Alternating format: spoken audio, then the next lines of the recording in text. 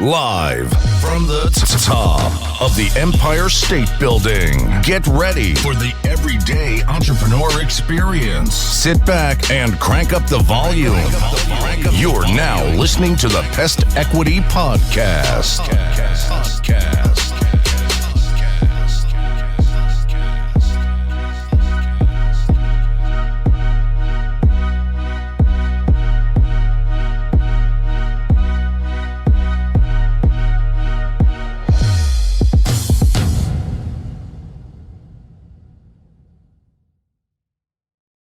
Welcome all and welcome back to another great episode of Pest Equity Podcast. I'm your host, Vinny E. On episode 39, I want to talk about understanding entrepreneurial burnout and how to go about dealing with it. So it is worth pointing out that burnout doesn't only occur when things aren't going well.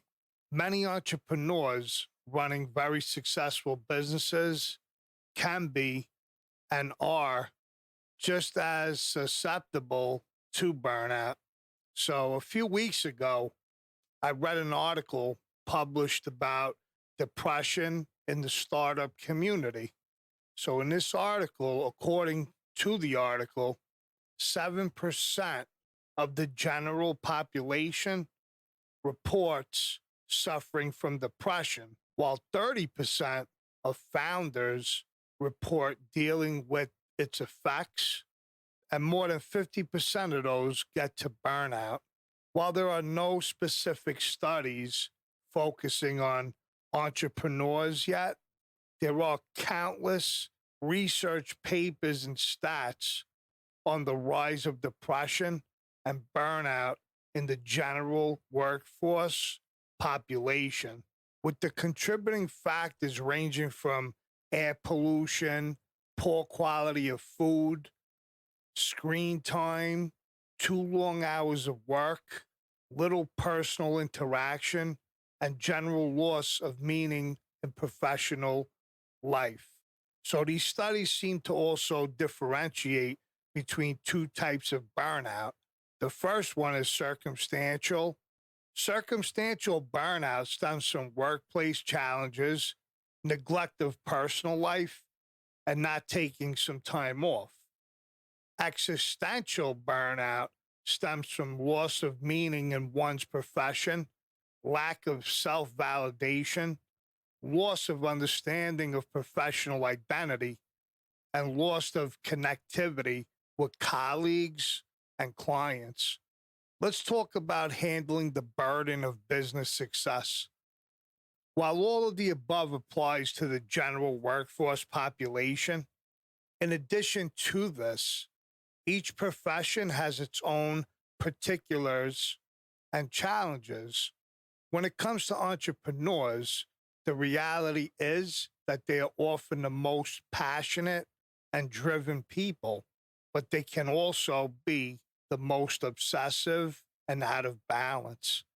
The reality is also that entrepreneurship is an intense endeavor, and it's hard to separate the self from the business.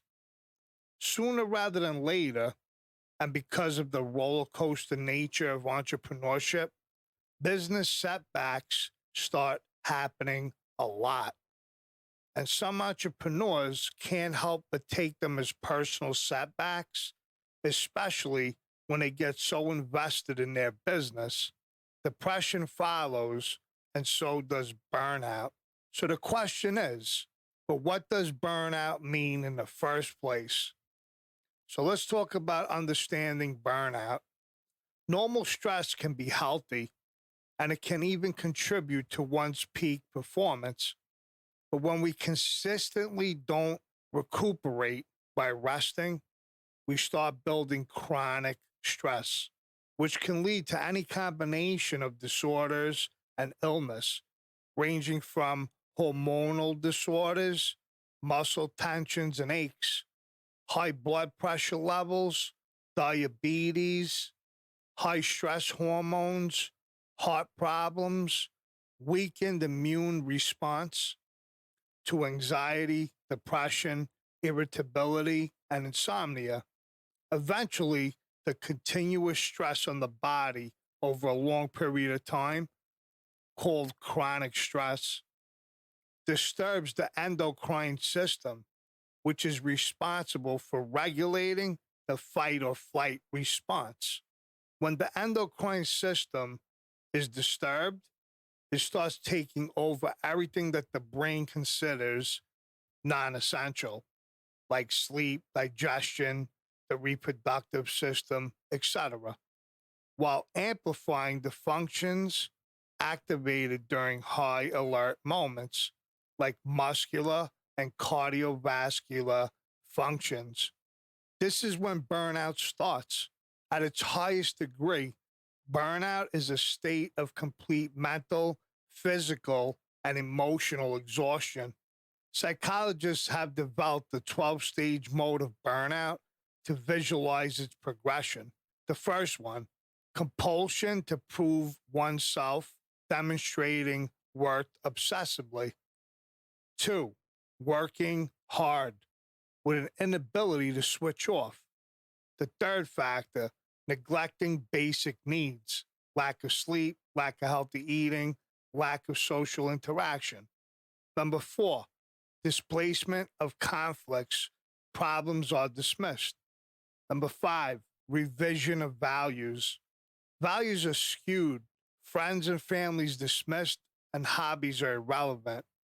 Number six, denial of emerging problems, intolerance, perceiving collaborators as stupid, cynicism, aggression, problems are viewed as caused by work.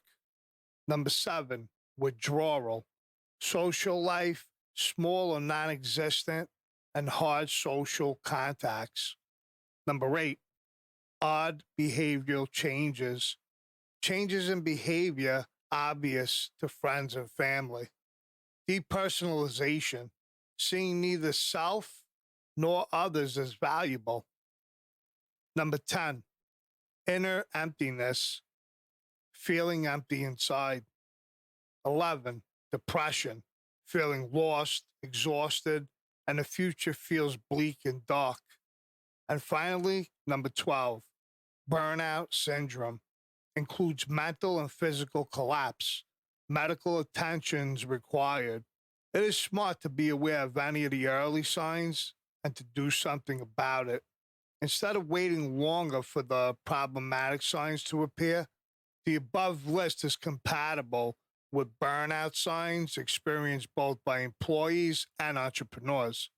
It might be even smarter to explore the particular underlying root causes for entrepreneurial burnout. Now, from my own experience, I have observed that some entrepreneurs tend to identify completely with their work, which leads to their moods and sense of self-worth becoming intertwined with the ups and downs of their business. Other entrepreneurs get used to the initial high adrenaline of the setup phase or hyper growth phase, that they lose any sense of meaning when things slow down, even though the business is still doing great. I've also met some entrepreneurs who can't handle the pressure of having too many people whose livelihoods are dependent upon them, especially when the business is successful. A lot is at stake, and the constant worrying and pressure can lead to debilitating and crippling anxieties. The last observation is about entrepreneurs who relate their own sense of purpose with the purpose of their business, which can be dangerous when the bubble bursts, leaving the entrepreneur completely empty. It is worth remembering for entrepreneurs that 9 out of every 10 startups fail within the first 2 years. A common tagline, even in Silicon Valley. Knowing that fact can be helpful in preparing and mitigating for failure. It is also worth pointing out that burnout doesn't only occur when things aren't going well. Many entrepreneurs running very successful businesses can be and are just as susceptible to burnout. Now let's get into dealing with entrepreneurial burnout. Today's society makes us believe that we can only be successful when we work incredibly long hours and sacrifice our health, our personal time, and our relationships. This can't be further from the truth. For what is success when we lose our health, our interconnection, and our relationship with others? Moreover, when we spend more time with ourselves, not working, we are able to have better mental clarity, more abundant creativity, and improved ability for sound business decisions. Another societal belief lies around the fact that everyone has to have a job that reflects their own sense of purpose. As idealistical as this notion may sound, it is as equally wrong as it is harmful. It first presupposes that we can only express that purpose through a job, when the reality is that our purpose is expressed through everything we create, say, interact with, etc. And second, it makes people ungrateful to the fact of having a job in the first place, which pays the bills and puts food on the table.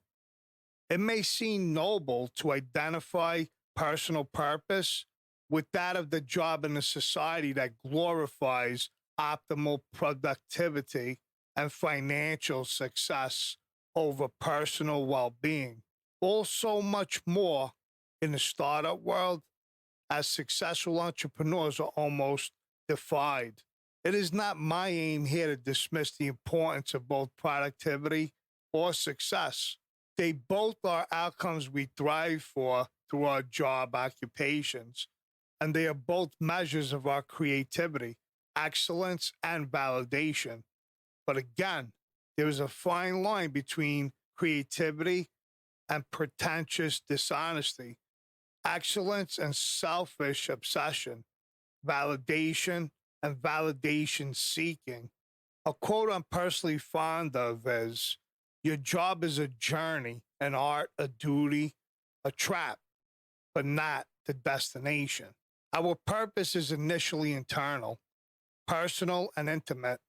It can be reflected outwardly through our actions, occupations, and relationships, but only after we do the inner work on ourselves.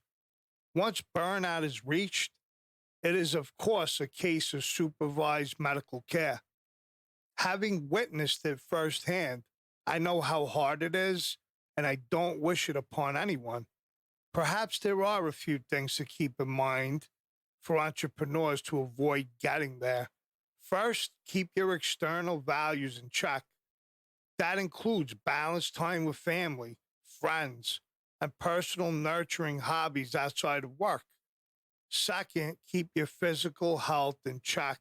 That includes healthy eating, exercising, sleeping, and outdoor activities.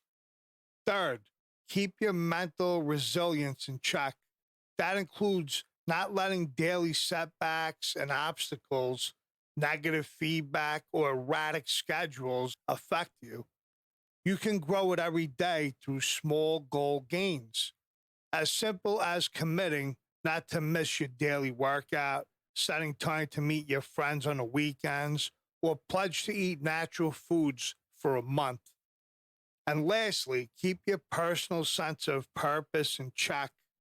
That includes knowing the difference between external and internal sources of validation. It also includes doing our best, then letting go of the desire to control everything outside of us, and becoming the witness of everything unfolding with gratefulness and humility. In the end, we each determine for ourselves what truly matters and what is truly worth pursuing. All the different parts of our existence will then become a natural expression of that which truly matters to us. And naturally, our professional path will follow. When we get into that frame of mind, we embody a sense of purpose that is ever transforming, evolving, and built upon. We also emanate a sense of confidence knowing that there is a higher intelligence and that things will always happen the way they're supposed to happen. I wish you a Tao journeying through your work. What does Tao mean? According to Wikipedia, Tao is a Chinese word signifying way, path, route, road, or something more loosely, doctrine, principle, or holistic belief.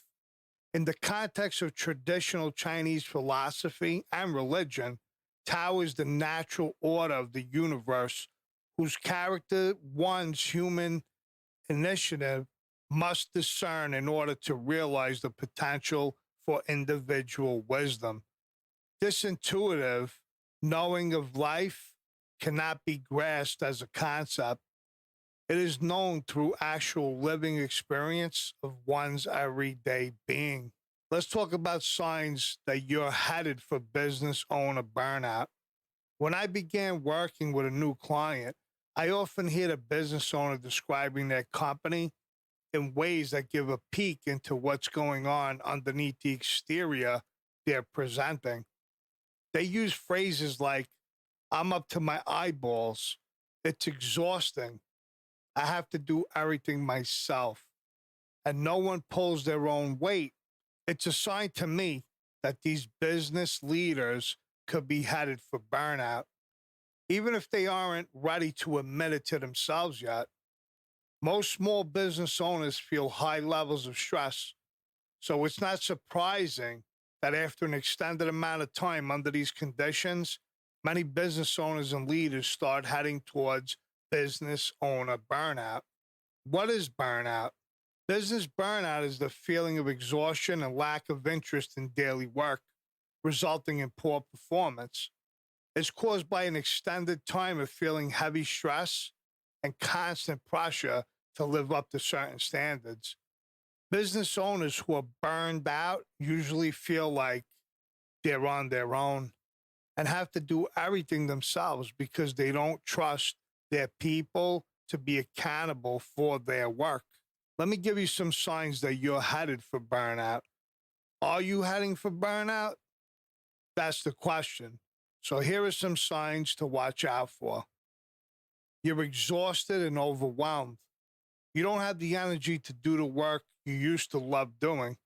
Just the thought of tackling your to-do list gives you a feeling of dread. You're frustrated and cynical. It's hard to find all the good work that's happening in your company because all you see are issues that never seem to get resolved. It's frustrating, and you can't have a hard time believing things can change. It's frustrating, and you have a hard time believing things can change. You can't think well. It's getting more difficult to make decisions, and you find yourself forgetting the kinds of things that you used to remember easily. You might find it harder to focus for long periods of time. Your performance is dropping. This is probably a result of your difficulty thinking and your exhaustion. You know that you're working. You know that your work is slipping. So you work even harder and longer to make up for it. You're always at work, even when you're not at work. Emotionally and mentally, you're at the office. The business is always on your mind, and you have a hard time being emotionally present with family and friends. You treat your people poorly. Are people avoiding you at work? You may be treating them unfairly. Short tempers and explosive behavior are a common sign of burnout. Nothing seems good enough. You're quick to point out the negatives before the positives, and you may not even acknowledge the positive in a particular situation. You socialize less. You don't talk socially at work, and you may avoid socializing outside of work. This is partly because you're working longer and partly because you don't have the emotional energy to be with others. You can't sleep. Relying on medication to fall asleep at night is a common red flag that you're burning out. You have health issues. Increased stress over time and neglecting your physical well-being will eventually cause certain health problems. So how do we recover from burnout, you may be asking?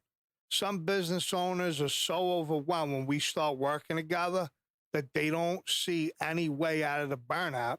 But once they start implementing some simple, proven solutions, they begin to get energized by their work again. I'm going to share some simple, practical things you can do to stop or recover from burnout. Exercise and eat right. Exercise increases endorphins and relieves the physical tension you've built up. It also helps your mind stay clear and increase problem solving. Stay on a healthy diet as well. Make R&R a priority. Even though it's tempting to work more, your productivity at work drops when you don't get the rest and recreation you need. Schedule time in your weekly calendar to rest and spend downtime with the people you enjoy. Unplug at night. Force yourself to turn off your devices and to be unavailable after dinner. My clients are often surprised to realize that the emergencies they thought they had to deal with immediately could actually be resolved at least as effectively the next morning. Don't use sleeping pills. Dependence on prescription sleeping aids only create a vicious cycle. Ask for help. Delegate and elevate. Realize that you can't do everything on your own. Ask your leadership team for help and use the delegate and elevate tool to figure out which activities you should invest your time on and which ones should be given to others. Increase accountability. Keep your people accountable for the tasks they agree to do. In your weekly meetings, follow up on the to-dos that were assigned to each person. If a task wasn't completed, ask what they need in order to complete it in the next 7 days. Implement an operating system for your business. When your business is running on a simple, proven system, you'll begin to get everything you want out of your company. An effective operating system lets you run your business instead of your business running you. If you see yourself in any of these signs of business owner burnout, make the commitment to stopping it in its tracks. Get your leadership team on board and start implementing these tips to prevent burnout today. You'll rediscover the life and the business you really love. Well, I want to thank you all for tuning in to another great episode of Pest Equity Business Podcast. If you haven't, please go over to YouTube and subscribe to our channel. I want to thank everyone who follows us on Instagram. We're on the road to 1,000 followers. I appreciate you all. Please share the podcast, share our social medias, and we will see you all on the next episode. God bless. Thank you for tuning in to another great episode of the Pest Equity Podcast. Be sure to share, like, and subscribe. Follow us on Instagram at Pest Equity Podcast and join the Facebook group. Have a question or topic for the show? Shoot us an email at pestequitypodcast@gmail.com.